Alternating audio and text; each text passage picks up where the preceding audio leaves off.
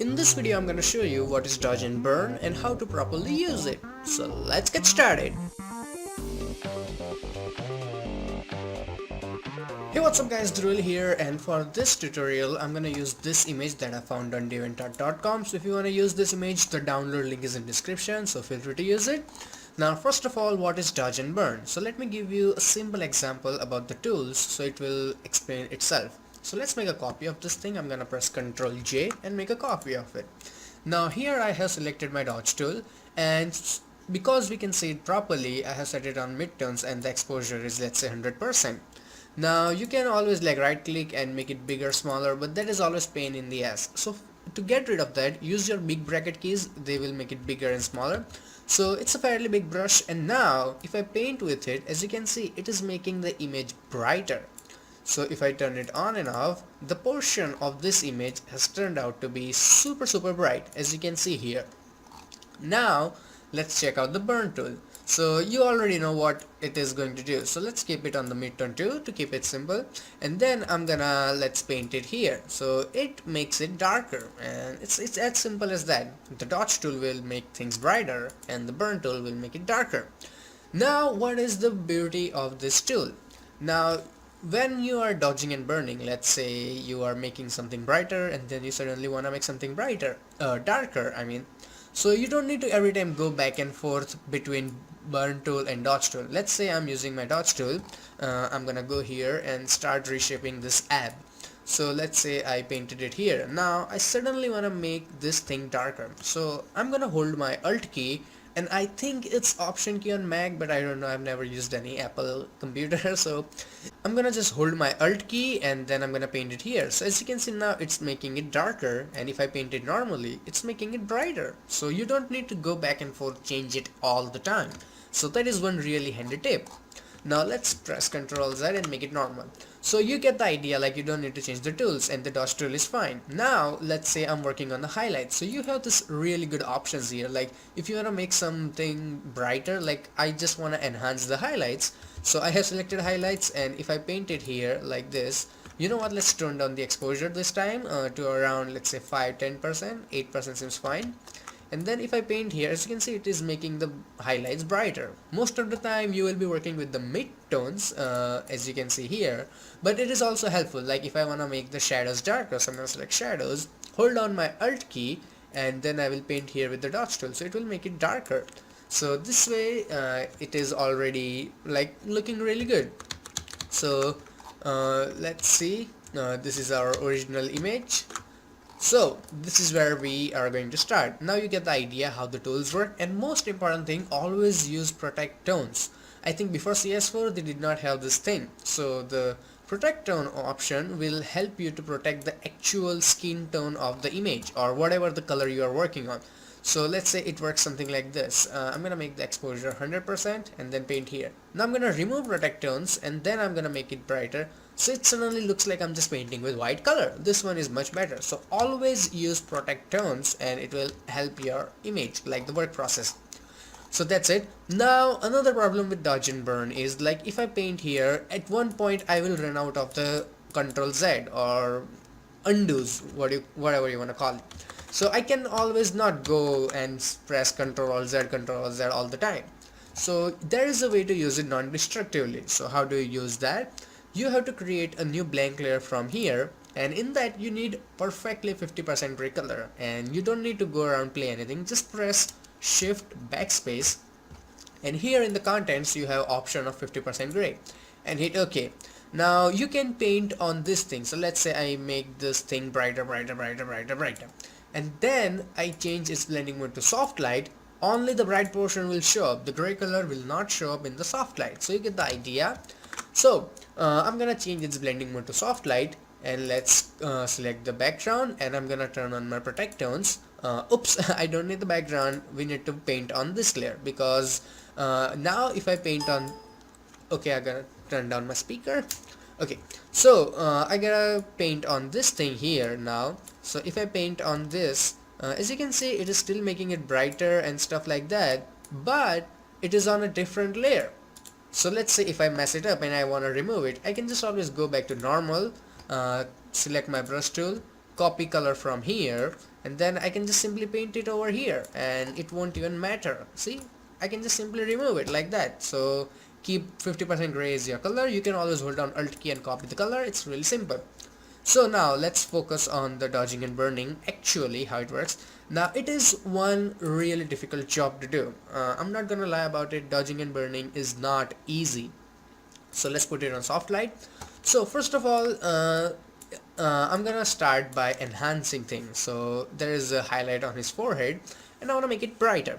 So how do we do that? I have selected my layer, my dodge tool. Exposure should be around, let's say, 5-7%. Always work under 10% because these tools are really strong. And I'm gonna select my highlights, and then I'm gonna start painting here just like it. And at first it will look like it's doing nothing, but if I turn it on and off, you can see it makes a whole lot of difference. So let's paint here like that. So that seems fine. And then I'm gonna change it to shadows, and now this time I'm gonna hold my Alt key and let's paint it here and make stuff a bit darker so that we have nice transition and it looks really nice, stuff like that.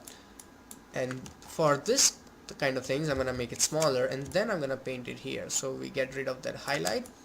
And then I'm gonna turn it on and off to show you what we actually did. So now if I turn it on and off, it looks like he suddenly applied a bunch of oils or maybe suddenly his skin looks really nice and soft. So this way you can like change things.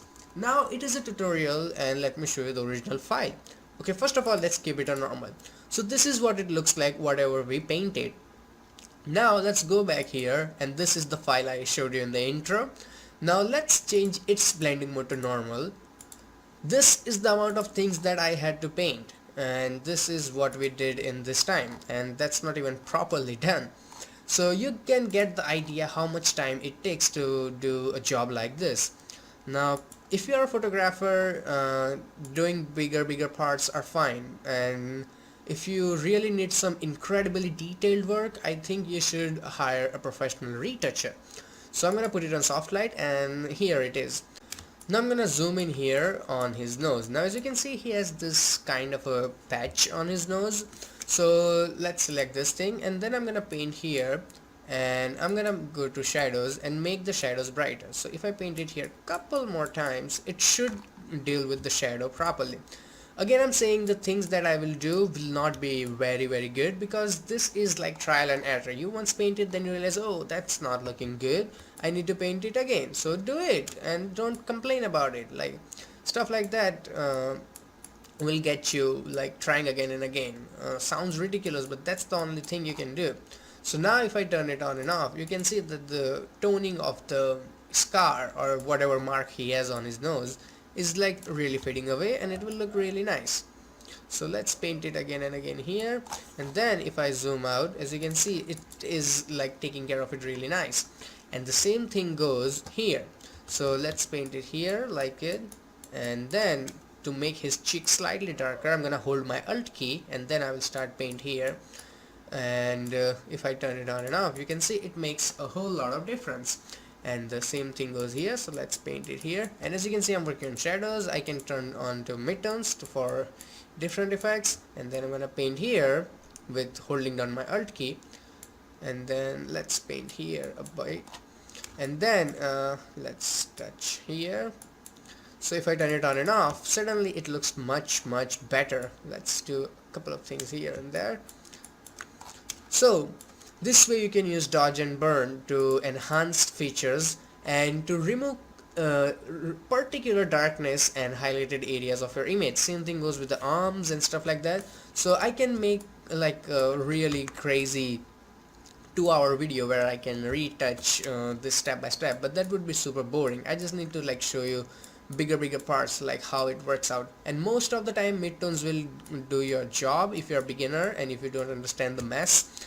The experience will teach you. No one can teach you that thing. So I'm just painting here. I will do the most of not the most of the thing, the bigger parts, so that you can see how it's actually working. And let's paint it here to make it brighter, and then let's make it darker, and then here and here and here. You can do same thing with the like his hair. I'm gonna paint here to make the highlights brighter, then a bit here, touch here, here, and then make this brighter. So this way, if I turn it on and off, let's see, it looks really nice and polished. And the same way you can enhance his abs, his belt button, and then the jeans and everything. So there is only this, like this is dodging and burning. There is no cool secrets about it. Like it's the only hard work and experience that will get you. Yeah, things like using it non-destructively is always gonna help you, and I use it all the time in my tutorials. You can check out other videos if you want. Another thing, let's say I did this and I want it to be really strong, so I can just press Ctrl J and make a duplicate of it, and suddenly it is really strong and ultra polished. As you can see, parts here look bit unnatural, so I can go here and then remove it from his forehead, and suddenly it's fine. See? So now if I, like, let's say turn down the opacity, you always have a lot of freedom once you do apply this thing, and this portion of the body already looks different from this one, and you can simply do his clothings and whatnot. It's totally up to you. So that's it for this video. I really hope you don't feel like cheated because I didn't do the whole job, because that would take like 2-3 hours, and I can show this thing and show you the actual painting, so you can, like, let's put it on normal, and now let's put it on full screen, and then you can see it properly, like how I have painted things. Pause the video and check it out, like how I did all of the stuff, and then let me go out, and then I just changed it to soft light, and that's the only thing I did. No other secret things or stuff like that here. And another important tip that I can give you with the dodging and burning, this is the last one. So let's say you're starting with the image and it looks really nice, but you can always like press Ctrl J, and here in the image adjustment, shadows and highlights, here you can always have this one is mid-tone contrast to like give really nice boost in the contrast, and then you can always like correct the colors so that it doesn't look unnatural. Plus you can always play around with the highlights to make it brighter, and punch in the shadows to make it even more glossy and stuff like that. So now if I, let's say, let it process, and then if I turn it on and on, it looks slightly different, and you can always like play around for the better effect. As you can see, it looks a lot completely different like than what we did previously. So this shadows and highlight option can always help you a lot if you are especially going for this bodybuilder glossy look. So as I expected, there was little things to do and a lot of things to talk about, because most of the time dodging and burning, people think that there is always some shortcut or stuff like that, but there isn't. Like there are a couple of tricks you can do that I will cover in future videos, but most of the time it's just pure hard work, and that's why most of the time people hate it, and it is also really difficult to master.